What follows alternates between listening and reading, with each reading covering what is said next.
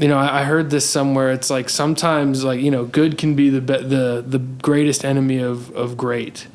Because, or even like a good situation is sometimes worse, or an okay situation is sometimes worse than a bad situation. Because a bad situation, you got to get out of, you got to move on and potentially into a great situation. Mm-hmm. If it's an okay or good situation, you're like, why do I need to change? Why do I need to get better?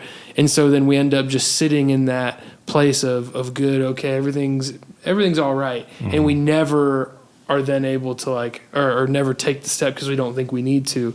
But yeah, we're like, okay, we know where we need to be.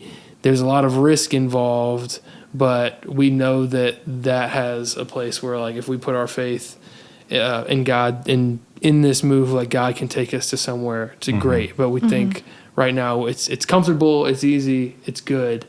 But and also it's like a chance to test our faith, to see God work. Like, we've been through our fair share of things, but we've also been very blessed, and things have right. God's dropped things in our lap a lot of times. And so mm-hmm. it's like, okay, like we want to step out in faith with this. Yeah. Well, and another thing is God works when you do. Mm-hmm. So you have to take those steps of faith, and then God will continue working with you and working for you. But if you stay complacent in where you are, you're not going to listen to him telling you and guiding you where to move forward.